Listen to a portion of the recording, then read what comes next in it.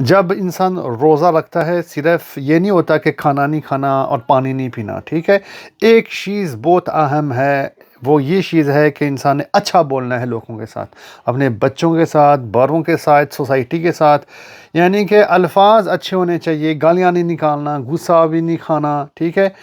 یہ بھی ایک اہم حصہ ہے رمضان کا، ٹھیک ہے۔ تو آپ کو سمجھ آنی چاہیے کہ دو لفظ وہ دین میں آتے ہیں، ایک ہے سیام اور ایک ہے صوم، ٹھیک ہے۔ سیام لفظ کا توجہ اور معنی زیادہ یہ ہے کہ کھانا پینا نہیں ہے، ٹھیک ہے، اور وہ صوم لفظ ہے وہ قرآن میں بھی آتا ہے، اس کا مطلب یہ ہوتا ہے کہ ہم نے چپ رہنا ہے، بولنا نہیں، ٹھیک ہے۔ اچھا، یہ سورۃ مریم میں کہانی ہے جب مریم اپنا بیٹا کے ساتھ یعنی کہ عیسیٰ پیدا ہوئے ہیں، عیسیٰ پیدا ہوئے ہیں علیہ السلام، ٹھیک ہے۔ تو وہ قوم کے سامنے جائے گی بچہ کے ساتھ، تو اللہ تعالیٰ قرآن میں کیا کہتے ہیں، فَقُولِ إِنِّي نَذَرْتُ لِلرَّحْمَنِ صَوْمًا، میں نے صوم رکھے یعنی کہ بات نہیں کرنی۔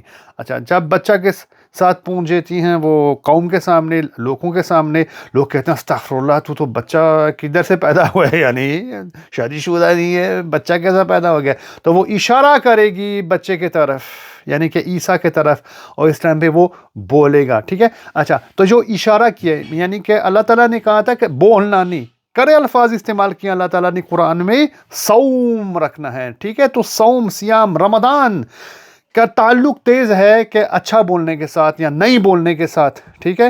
تو یہاں حدیث بھی بہت آتے ہیں کہ اللہ تعالیٰ نے کیا دیکھنا ہے انسان کے روزے کو جب وہ گندا بول رہا ہے پورا دن، یعنی نمیمت میں گرا ہوا ہے، یعنی کہ دھیان سے انسان رہے۔ نبی صلی اللہ علیہ وسلم نے کیا بولا ہے، انسان یا چپ کرے یعنی کہ نہ بولے زندگی میں، یا جب بولنا ہے تو انسان اچھا بولے، اچھی چیز کے اپنے زبان کے ساتھ۔ تو رمضان میں انشاءاللہ تعالیٰ تربیت زبان کی بھی ہونی چاہیے، بہت اہم حصہ ہے۔ السلام علیکم ورحمۃ اللہ۔